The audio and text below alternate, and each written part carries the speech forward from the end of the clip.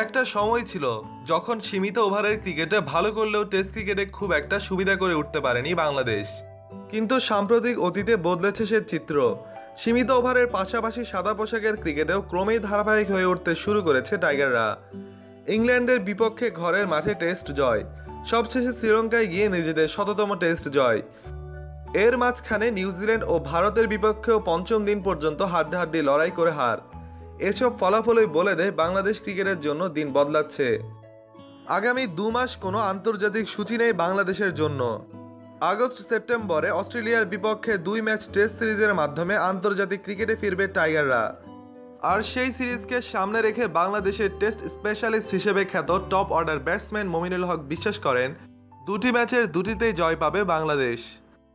যাদের সঙ্গে এখনও টেস্ট খেলার সুযোগ হয়নি সেই অস্ট্রেলিয়াকে বলে কয়ে হারাবার আত্মবিশ্বাস কিভাবে পান মমিনুল, সেই ব্যাখ্যা দিতে গিয়ে তিনি বলেন, টেস্ট দলের ক্রিকেটারদের মানসিকতা বদলায় শ্রীলঙ্কার বিপক্ষে প্রথম টেস্টে হারের পর।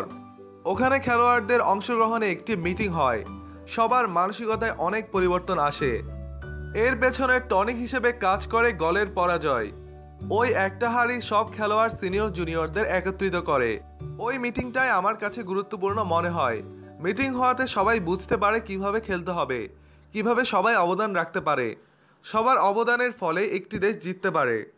নিকট অতীত থেকে অনুপ্রেরণার রসদ খুঁজছেন মমিনুল। নিউজিল্যান্ড ও ভারতের সঙ্গে আমরা লড়াই করেছি, তার আগে ইংল্যান্ডকে হারালাম, শ্রীলঙ্কাকেও হারালাম। আগের অবস্থা থেকে আমরা বের হয়ে এসেছি, এখন টেস্ট খেললে জেতার সুযোগ বেশি। টেস্ট টিম এখন আগের চেয়ে অনেক বেশি পরিণত, সবাই সবার খেলাটা বোঝে। অবশ্য সাম্প্রতিককালে মমিনুলের ব্যাটও সেভাবে হাসেনি। শেষ 2টি টেস্টে বড় রান করতে ব্যর্থ হয়েছেন, ফলে বাংলাদেশের শততম টেস্ট ম্যাচটি ড্রেসিং রুমে থেকেই দেখতে হয়েছে তার। তবে অস্ট্রেলিয়ার সিরিজে রানে ফিরতে চান তিনি। এই প্রসঙ্গে মমিনুল বলেন, 2টি টেস্টে ইনিংস বড় করতে পারেনি, টেস্টে মনে হয় এই প্রথম খারাপ খেলেছি। চেষ্টা করব যত তাড়াতাড়ি ওভারকাম করা যায়, সামনে অনেক খেলা, ওভারকাম করতে হবে।